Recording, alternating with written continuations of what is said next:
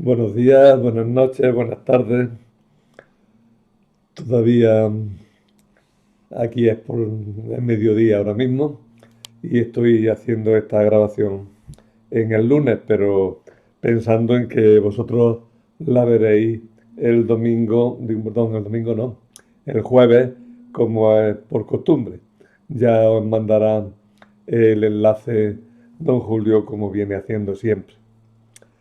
Hoy el tema que vamos a tratar es dentro del martirio de Pablo como una especie de descanso, pero con mucha aventura, que es el viaje prisionero desde Cesarea hasta Roma, que hizo San Pablo precisamente para ser llevado ante el tribunal del César al que había apelado.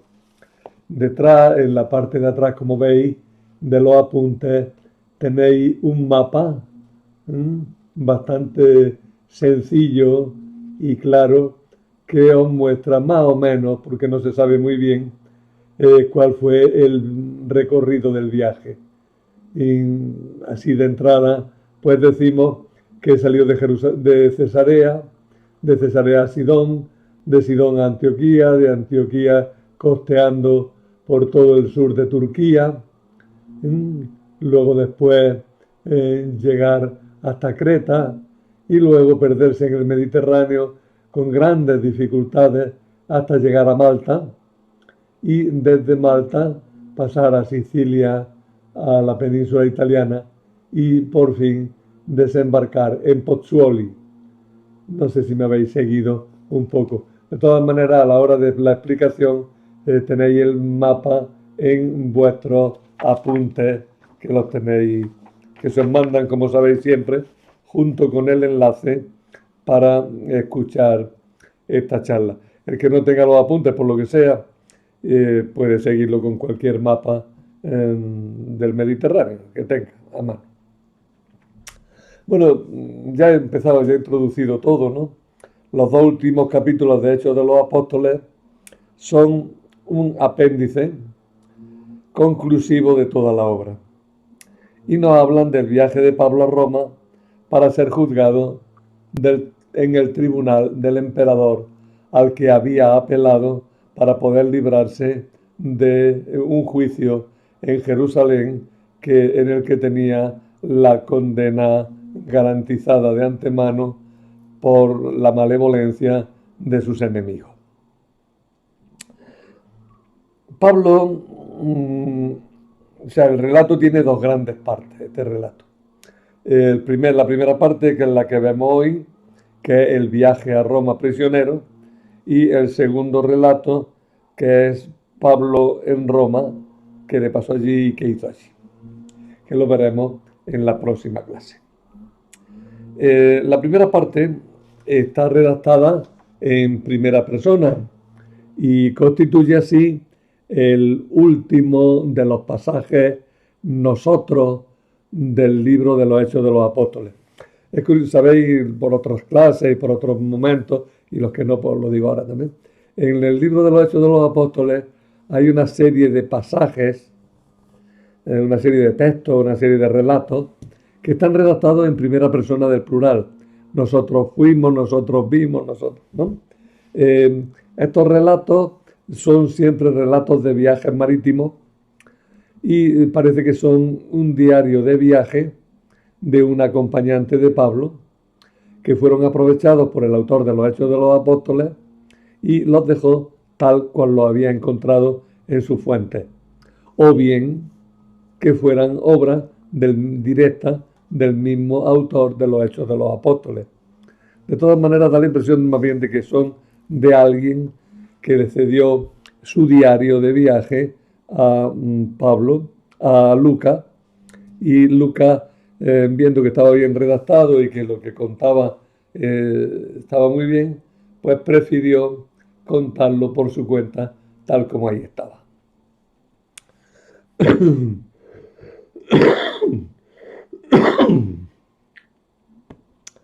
Estos pasajes, como digo, siempre están en relación con los viajes marítimos de Pablo y de sus acompañantes. El que comentamos es un verdadero relato de aventura, cargado de detalles narrativos, de vocabulario náutico, de nombres de vientos, de lugares, de personajes individuales o colectivos.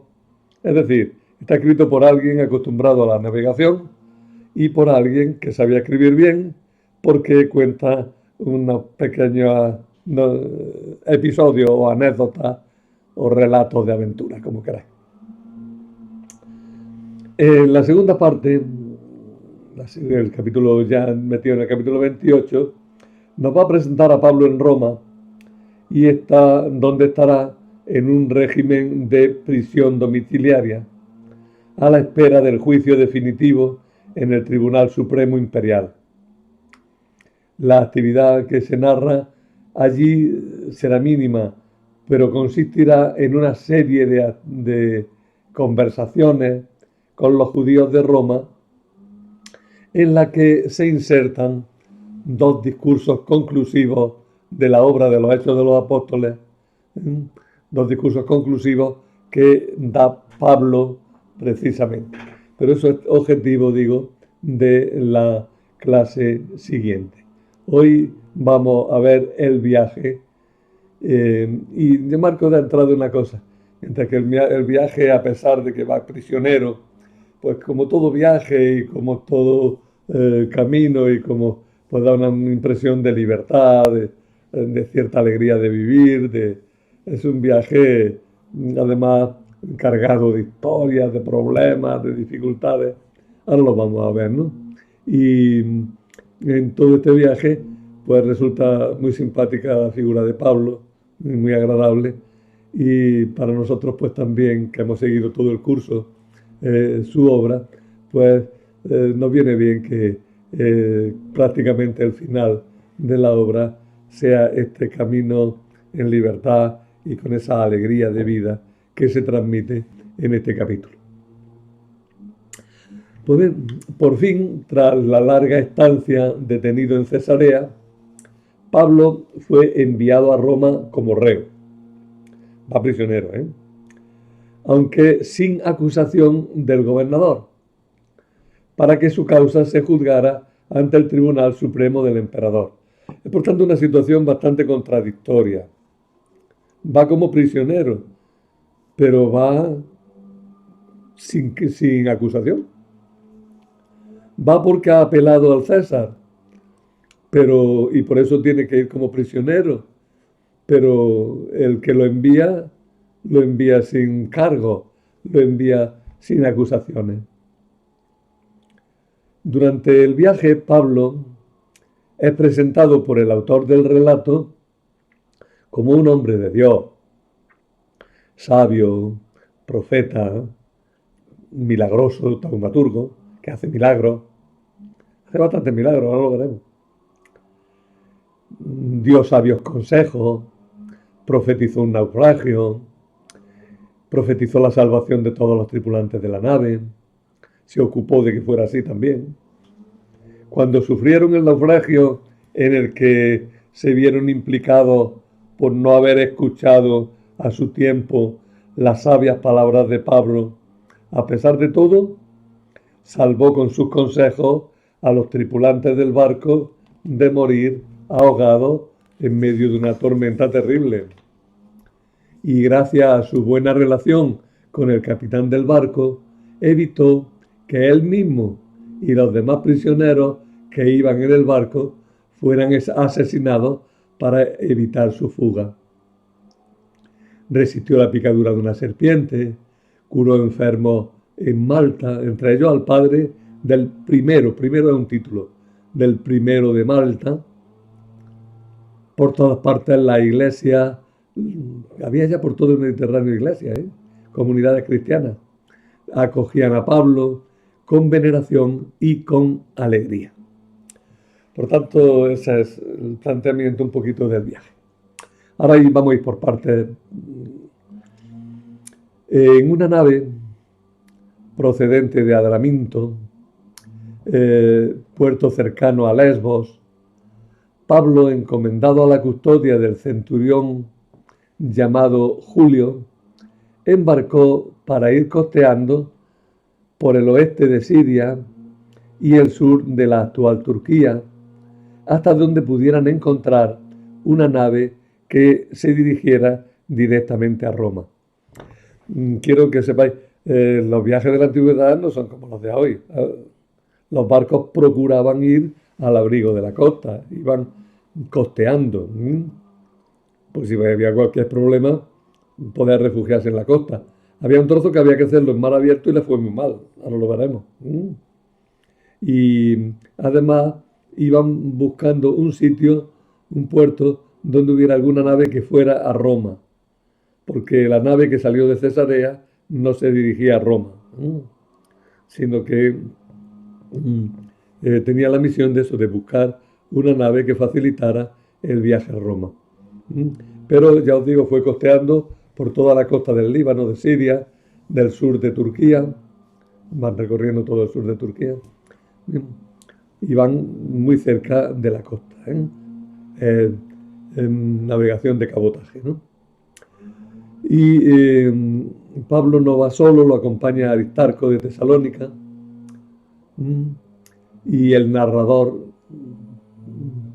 que es anónimo, pero que habla en primera persona en este relato.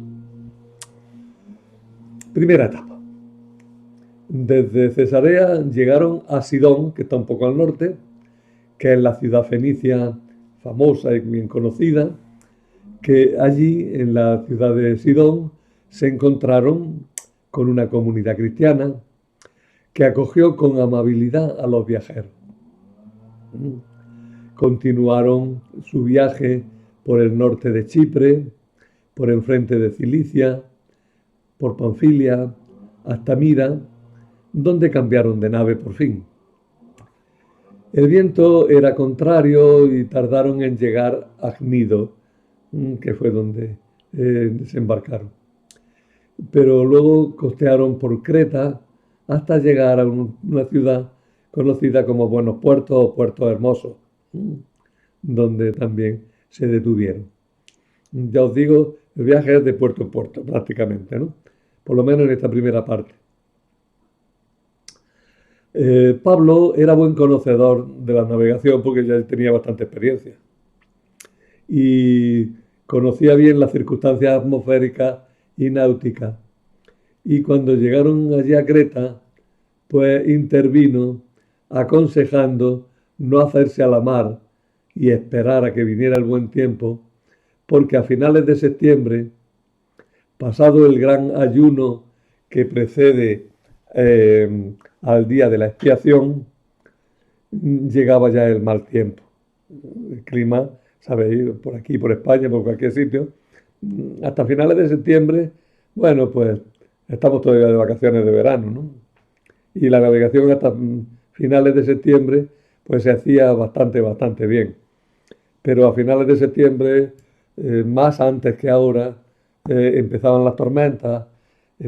Aquí en España hablaban, cuando yo era chico, hablaban siempre del cordonazo de San Francisco, el día 4 de octubre, ¿no? El cordonazo de San Francisco era una serie de tormentas de mal tiempo que marcaban fuertemente el cambio atmosférico del verano al otoño e incluso ya abriéndose hacia el invierno. Era tiempo pues que el mar se ponía muy revuelto, había tormentas, y esas tormentas pues traían dificultades a la navegación. Pablo les dijo, mira, estamos a finales de septiembre, el mal tiempo va a empezar enseguida, es mucho mejor que nos detengamos ahora y que esperemos a que llegue el tiempo de la navegación, que es luego en primavera, pero ya sabéis que los viajes en esta época se hacen así, ¿no? Y entonces podían haberlo hecho.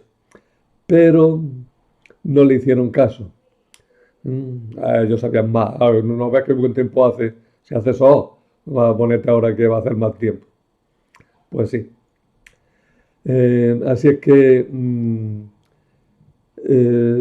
no le hicieron caso a Pablo y decidieron emprender el viaje que en adelante sería un desastre continuo.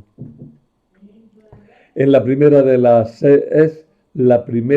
6 intervenciones de Pablo en el viaje.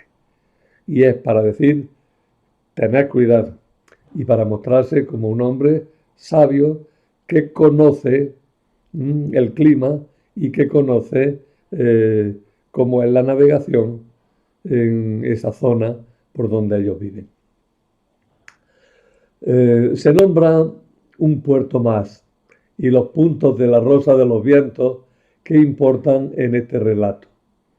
El ábrego, que es el viento del suroeste, el cauro, que viene del noroeste, y luego el euroaquilón, que viene del nordeste y que fue el que produjo un gran huracán.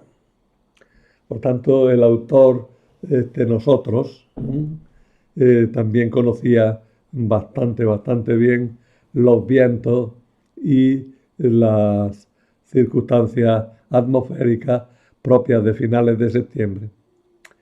Y habla de los vientos por sus nombres, y es decir, está bien informado. Pues bien, empezaron el viaje y se desató una tempestad. La tempestad se describe con mucha viveza. El barco iba arrastrado a la deriva, ¿no? Como el bote salvavidas no se cargaba en el barco, sino que se ataba a la nave, corría el riesgo de que se soltara y se perdiera, o de que golpeara contra la nave causando daño al casco o destruyéndose. Y por eso, con gran dificultad en medio de la tormenta, tuvieron que subir la nave salvavidas adentro del barco. Pero la tempestad arreciaba. Entonces tuvieron que ceñir la nave con maromas porque se descuajaringaba, ¿no? Porque las cuadernas se abrían, ¿no? Temían ser arrastrados hacia el sur, al Golfo de la Sirte, en Libia, que es muy grande y muy peligroso, porque no solamente es muy grande y la tormenta allí soplaba fuerte, sino que tiene bancos de arena que podían hacer encallar la nave y eso sería la muerte porque se quedaban sin agua y sin alimento. Aligeraron parte de la carga y el aparejo, tuvieron que ir tirando la carga. Ya os digo, el viaje es un desastre. Comercialmente perdieron todo lo que tenían. La tormenta seguía y empezaron a perder la esperanza. Aquí perecemos todos. Pasaron varios días incluso sin comer. Por segunda vez intervino Pablo con un breve reproche. Si me hubierais hecho caso, pero bueno, vale. Con un breve reproche, pero en principio animando a todos. Contando incluso una visión celestial que le había prometido la salvación a él y a los que le acompañaban en la nave. Por tanto, segunda intervención. La primera para decir, oye, no vayamos, que es peligroso. La segunda para decir, no os preocupéis, que Dios nos protege. Pero lo dice cuando están en el peligro, ¿eh? No para que se metan en el peligro neciamente como hicieron en la primera parte. La escena de este viaje, de esta tormenta, recuerda mucho el relato del profeta Jonás. Cuando Jonás huía, también más o menos en la misma dirección, desde Palestina hacia Tarsis, suponiendo Tarsis, pues cualquier cosa. Podía ser Creta, o podía ser Chipre, o podía ser la isla del Egeo, o España, que era lo que normalmente se llamaba Tarsis. Pero ellos, Pablo y sus compañeros, van como Pablo en la misma dirección y además con la misma tormenta, ¿no? Las tormentas en el Mediterráneo y en determinadas épocas son fuertes y son peligrosas para unos barcos de tan poca fuerza y de tan poco valor como eran los de aquella época. Si tengo aquí alguna, creo que tenía en el dibujo que he enseñado antes. Mirad, mirad qué barquito.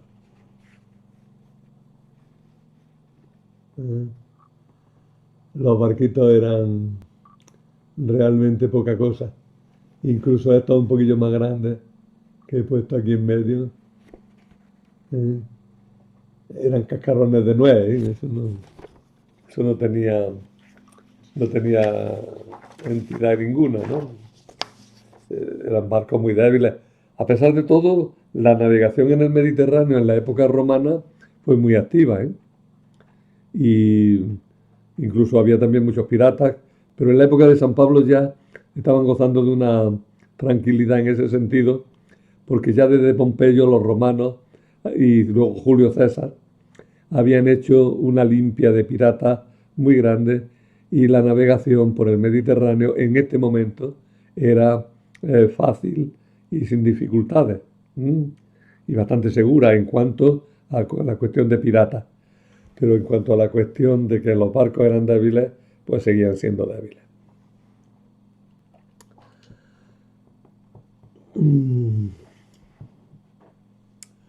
Vamos a seguir un poco, me he perdido por dónde iba.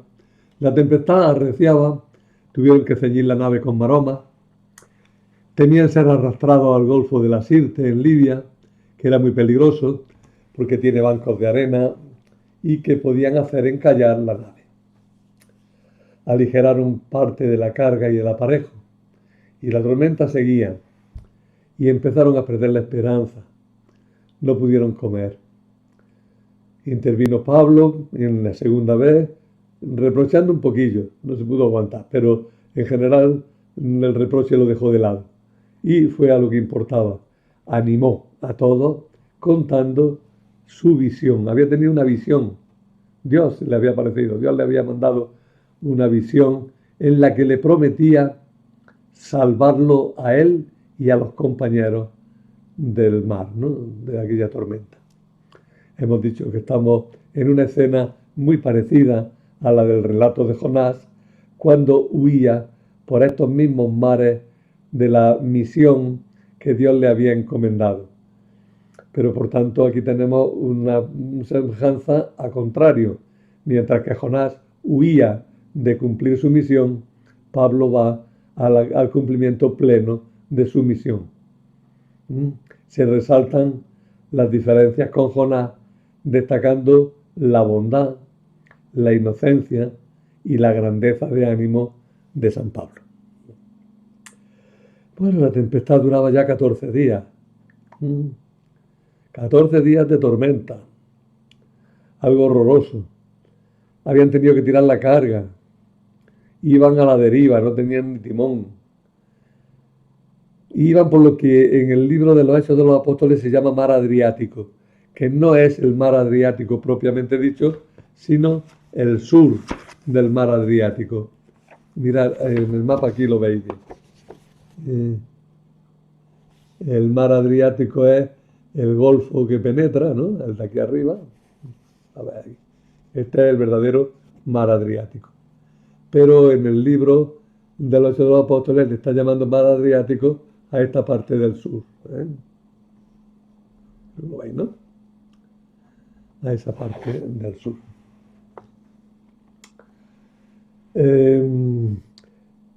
Esa zona, según los geógrafos antiguos, iba desde Creta hasta Sicilia.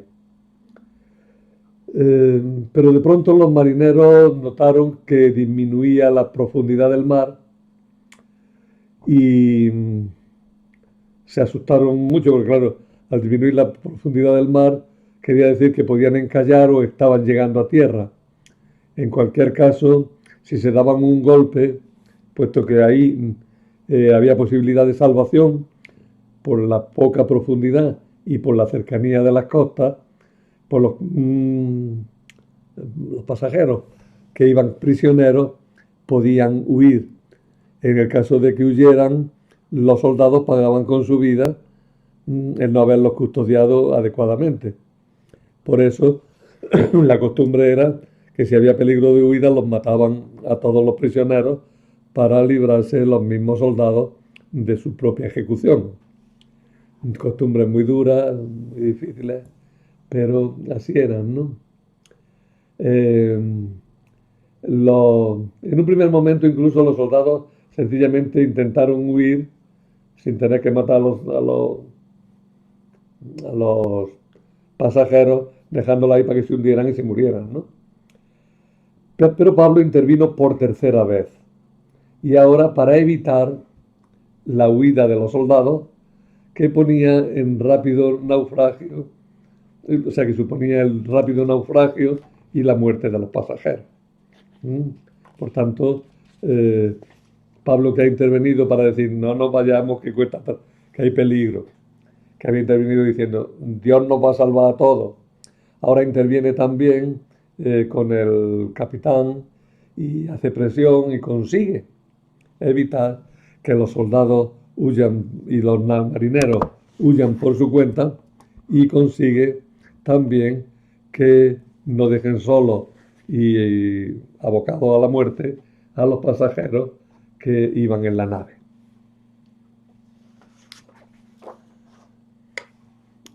La cuarta intervención de Pablo hizo que se calmaran todos y pidió que comieran algo, asegurándoles de nuevo que se salvarían. Es curioso el relato de la comida que pone ahí el libro, ¿no? Porque parece una Eucaristía, parece una misa, pero no pega, porque como misa no pega por una razón muy sencilla, porque Pablo va con paganos, ¿no? Entonces una Eucaristía ahí con paganos no pegaría.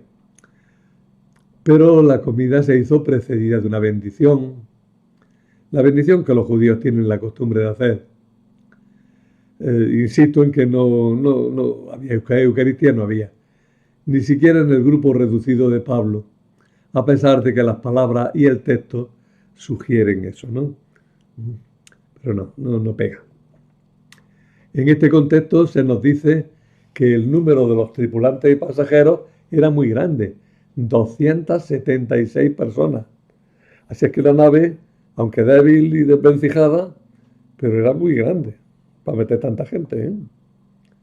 Era un barco en condiciones que desgraciadamente se estaba perdiendo, y se perdió, de hecho, en este viaje. Iban 276 personas. En un último intento desesperado de salvar la nave, tiraron lo que quedaba de la carga de trigo al mar. El barco llevaba fundamentalmente trigo para Italia, ¿no?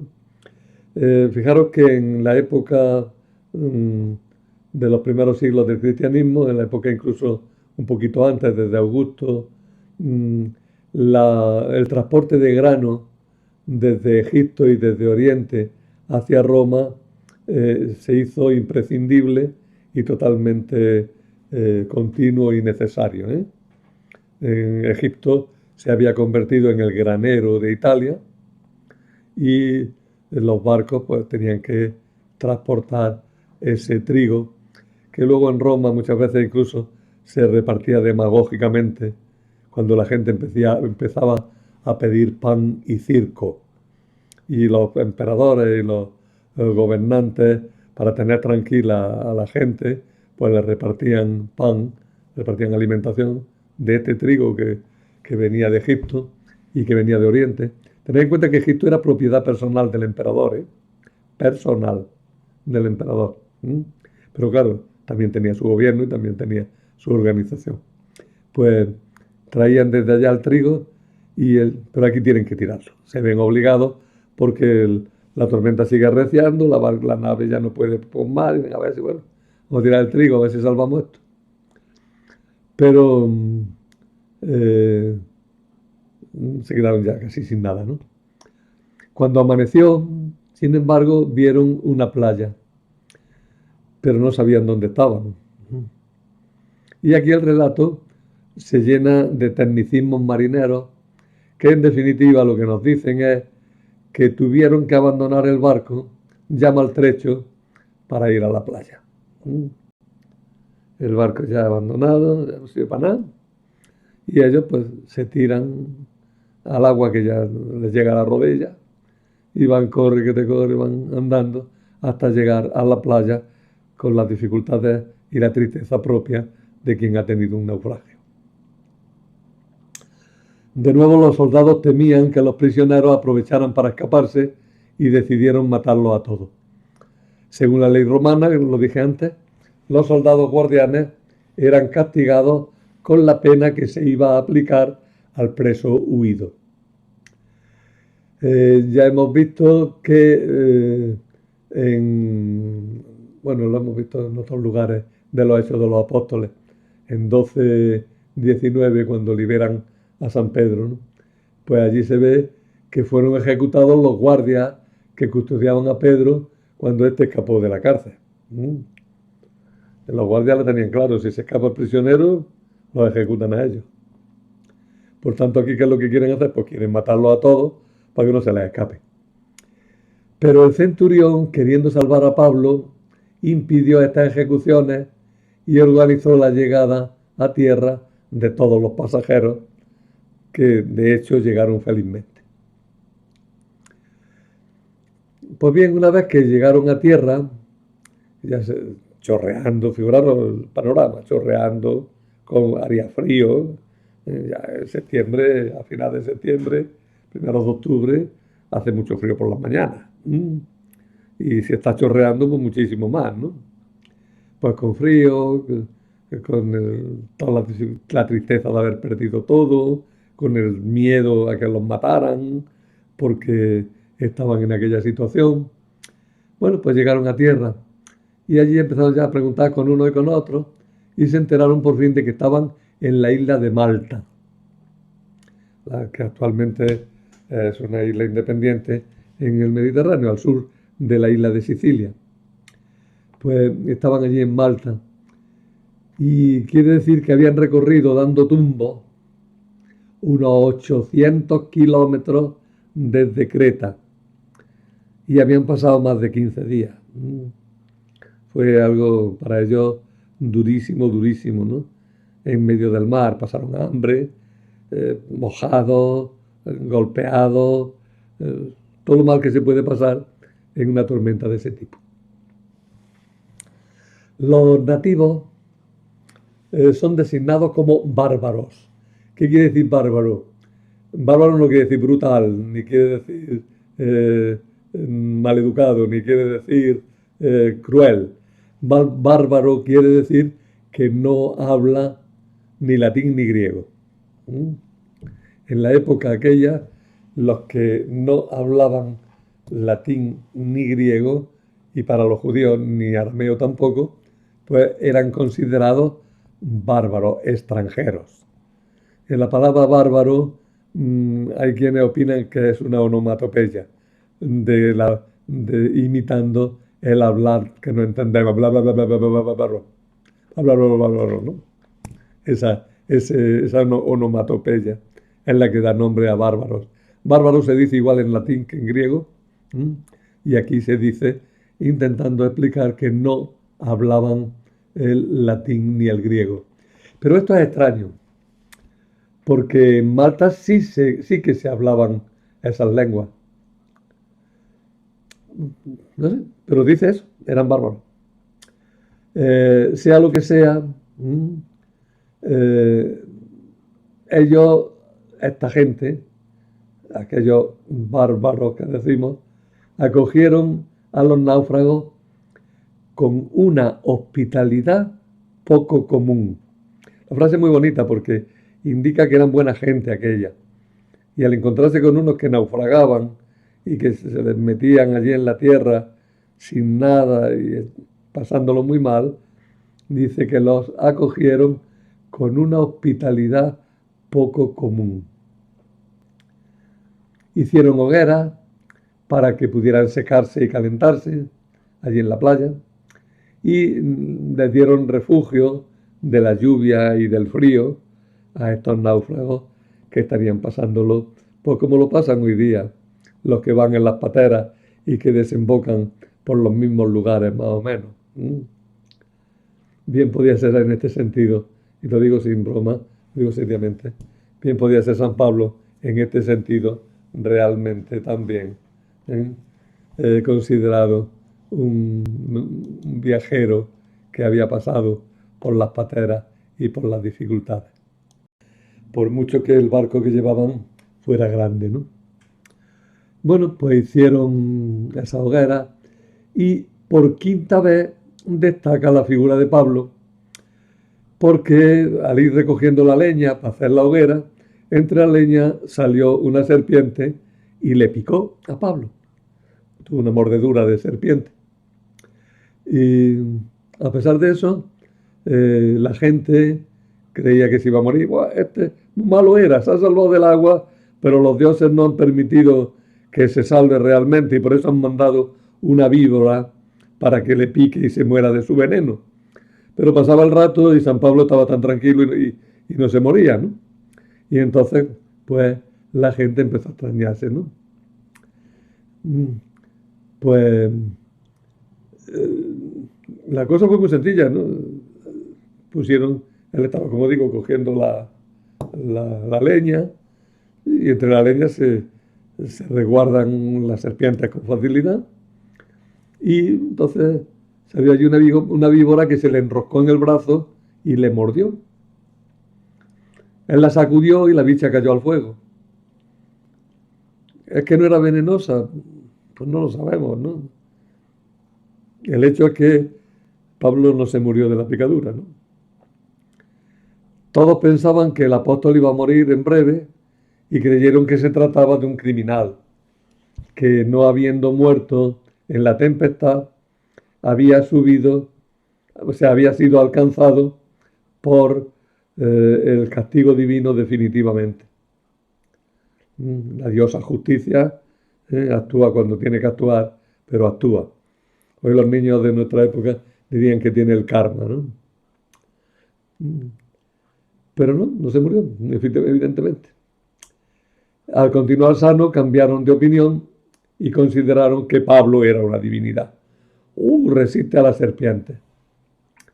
También en Listra había pasado algo, ¿no? ¿Os acordáis? Que a Pablo cuando estuvo en Listra, eh, al principio, pues cuando consiguió hacer algunos milagros, consideraron que era el dios Hermes, nada menos, que acompañaba al dios Zeus, que sería San Bernabé, ¿no? O sea que San Pablo eso de que lo confundieran con un dios pagano, pues ya lo tenía un poco como asumido, pero claro, como buen judío que era y buen monoteísta que era, se negaba a aceptar ese tipo de homenajes, poniéndose nervioso incluso, haciéndoles callar a la gente, rompiéndose las vestiduras y cosas de esas que hacían los antiguos. Yo no soy una divinidad, yo soy uno como otro. Si Dios me ha salvado es porque lo ha tenido bien, ¿no? Resuena en este relato también las palabras que el Señor había dicho y que transmite San Lucas y que nos recuerdan también al Salmo 91:13.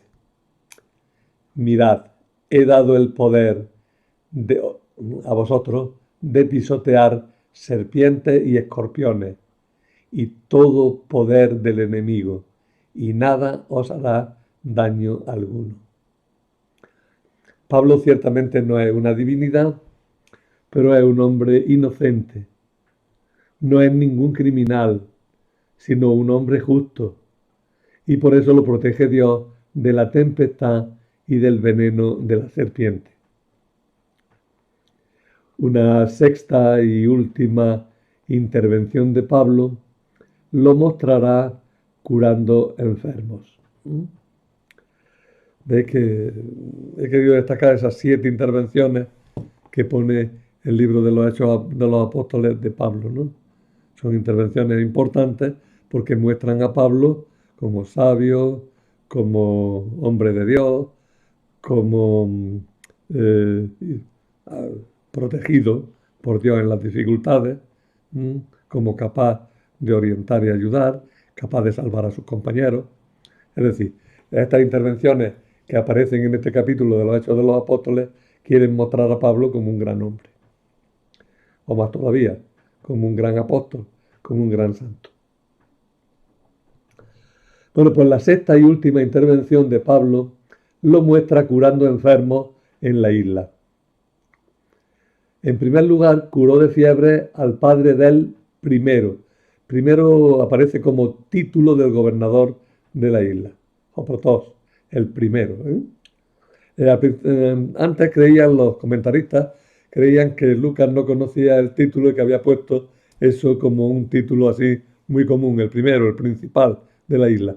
Pero se ha descubierto una inscripción, o más de una inscripción, en la cual al gobernador de la isla de Malta se le da el título de primero. Por tanto, eso también nos dice la fidelidad que tiene el autor de los Hechos de los Apóstoles a sus fuentes y sobre todo en un punto muy concreto, que es en el de títulos y cargos. Pablo, el autor de los Hechos de los Apóstoles, respeta la terminología de títulos en los pocos casos que conocemos totalmente, que sea que tenemos contraste fuera, lo cual nos hace suponer que respeta también esa terminología de títulos en el resto de la obra. Por eso al principio de los Hechos de los Apóstoles, cuando trata a Teófilo, o mejor, al principio del Evangelio, cuando trata a Teófilo de ilustrísimo, de cratiste, y le da ese título que es propio de los gobernadores, creo que nos lo tenemos que tomar muy en serio y considerar a ese Teófilo a quien se dedica la obra como un auténtico gobernador. Pero bueno, eso se sale de lo que estamos. Pablo ha curado al padre del primero de la isla y la gente se ha enterado y ya han venido a ponerse en cola a pedir la bendición y a pedir que Pablo les cure a sus enfermos. El gobernador invitó a Pablo y a los suyos y les dio hospitalidad por 3 días, como era de rigor en el mundo romano. Estos detalles muestran que tal vez se trata de una conversión al cristianismo y la consiguiente fundación de la iglesia de la isla. O tal vez se suponga la existencia previa de una comunidad cristiana en aquel lugar. Pero en cualquier caso, el relato no pretende narrar el origen de esta iglesia cristiana de Malta, sino que lo que está centrado es en mostrarnos el poder que tenía Pablo, que a raíz de este encuentro tiene ocasión de realizar grandes curaciones milagrosas. Como digo, en primer lugar, sanó al padre de Publio, que estaba con fiebre, y luego cuando se curó y la noticia se corrió, pues Pablo curó también imponiéndole en las manos a muchos que acudieron en busca de salud. Pablo es como Jesús, que sabe recompensar a los que lo hospedan, como sucedió en la casa de Pedro, en Cafarnaúm, cuando el Señor curó a la suegra de Pedro, que le estaba dando hospitalidad. Los habitantes de la isla colmaron de honores a Pablo y a los que con él iban. Bueno, hemos estado diciendo hasta ahora que la isla era Malta. Y bueno, lo que se ha dicho siempre y se suele mantener. Pero hay algunos que dudan de que el naufragio acabara en la isla de Malta, al sur de Sicilia, porque el nombre de la isla se ha transmitido de diversas maneras en el relato de los hechos y en los diversos manuscritos. Porque además la dirección de la tormenta parece que empujaba mucho más al sur y porque son demasiados los recorridos, los kilómetros recorridos a la deriva y porque es difícil que les suplicaran, les aplicaran el calificativo de bárbaro, como antes hemos dicho, a los habitantes de esta isla, que estaba completamente integrada en el imperio y que por esa época, obviamente, pues era de habla latina y griega como todo el imperio, ¿no? Por tanto, veis que hay razones bastante serias para dudar de que fuera Malta. Por el relato da la impresión de que tenía que estar más al sur, más al este, mm, y porque eso de llamarles bárbaros, pues no les pega mucho. Sin embargo, sin embargo, el relato en general tan coherente y el autor siempre es preciso en sus localizaciones, en la cronología, en la caracterización de sus personajes, por lo que habría que discutir mucho esta duda. Si el autor de los hechos ha puesto que es Malta y ha querido describir a la isla como Malta, es porque él en sus apuntes y en sus informes tiene que era Malta.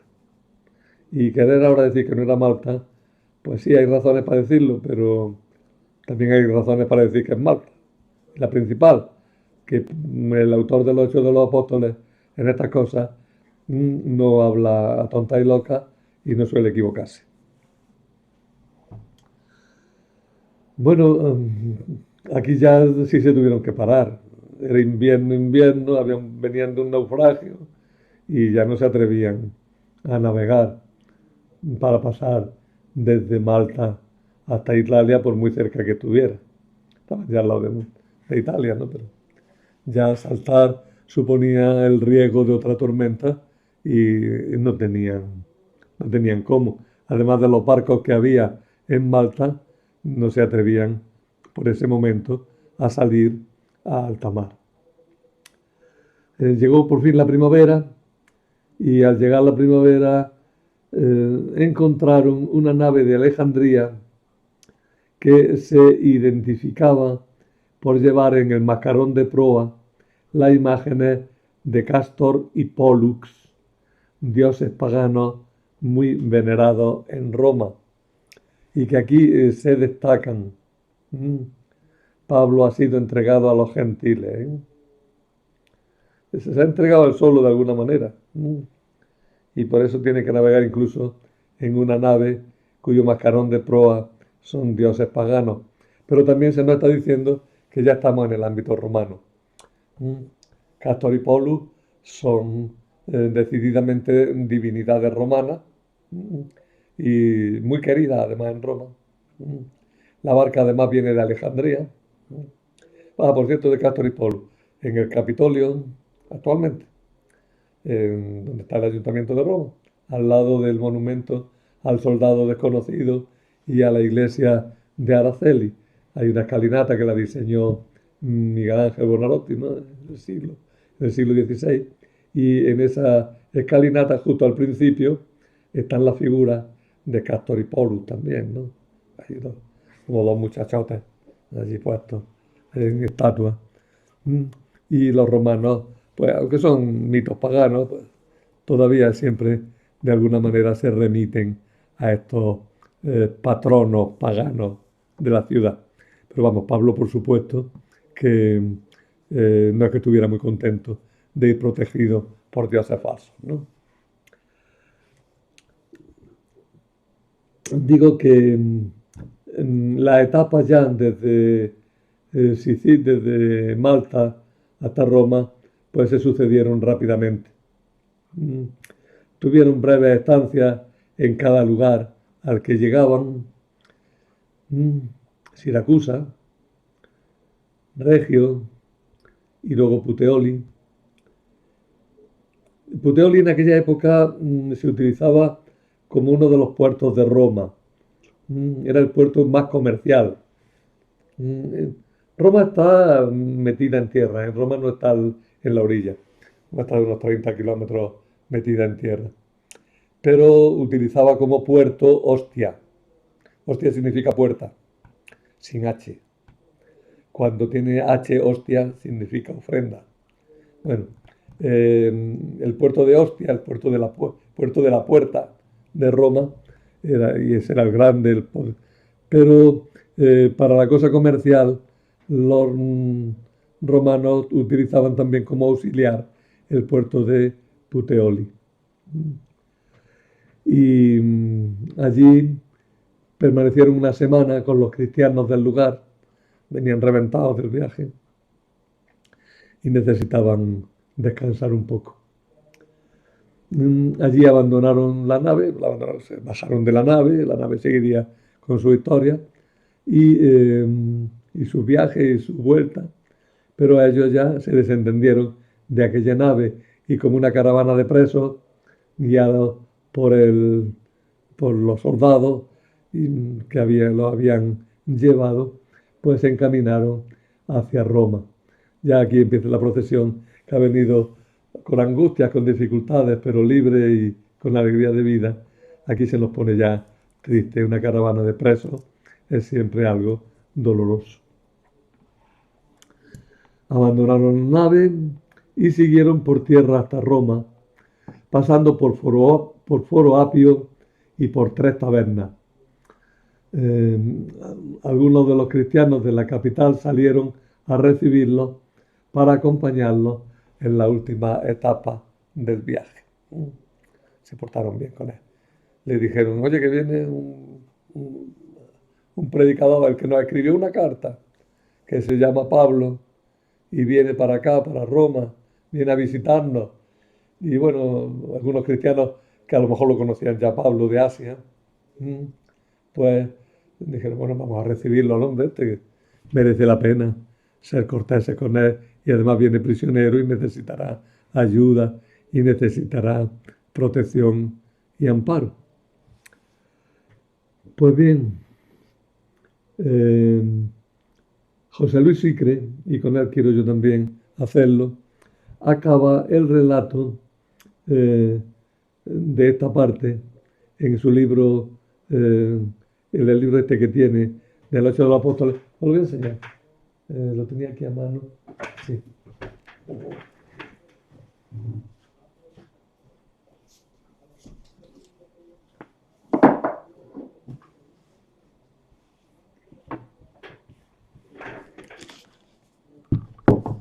El libro se llama Hasta los confines de la tierra. Son 3 tomos. Primer tomo, se me cae. Primer tomo es La fuerza del espíritu. El segundo tomo, El macedonio. Y finalmente,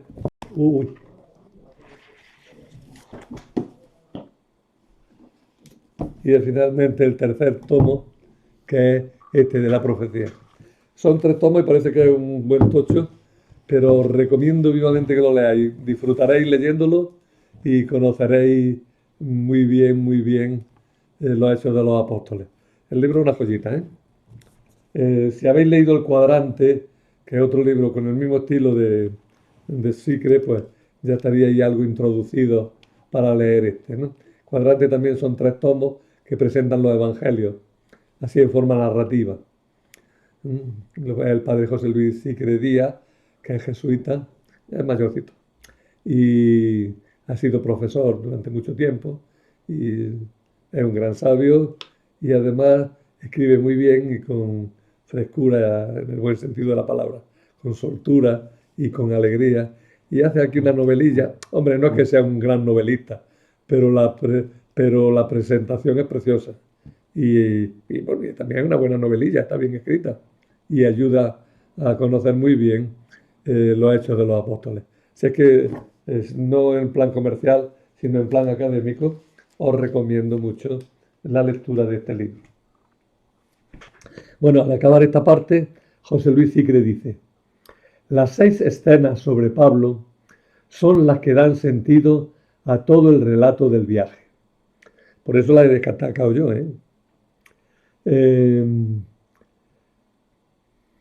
Lucas lo presenta a Pablo como el gran protagonista, estimado y respetado por el centurión, honrado por el gobernador Publio, obedecido por la tripulación de la nave, admirado como un dios por los indígenas de Malta. No solo es inocente de los cargos que le hacen, como quedó claro en Cesarea, sino que es digno de la mayor estima y respeto. Si fuera un hombre odiado por Dios, habría sucumbido en la tempestad, habría sido mordido por la serpiente. Por consiguiente, este relato no pretende solo entretener, sino también, y sobre todo, exaltar la figura de Pablo y contribuir a su liberación. Se lo dice en la página 279 del tercer tomo.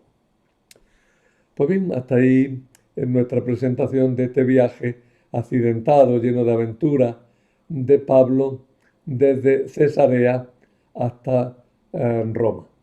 El próximo tema, que es más breve, pero tenemos cosas que decir, veremos a Pablo en la última etapa de su martirio, cuando se encuentra con cómo llega a Roma, cómo se encuentra allí y las cosas que se dicen a propósito de su estancia y de prácticamente su despedida.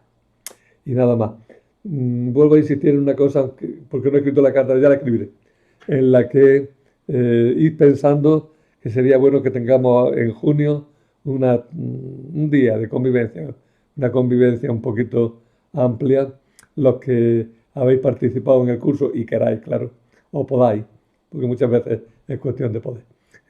Pero sería bonito tener una convivencia que nos hiciera un poquillo comunidad, ya que un poquillo un curso, un poquillo grupo, ¿no? Ya que el tener las charlas solo por medio de, de estos aparatos, ¿no? Por estos medios digitales, pues a veces es un poco frío, ¿no?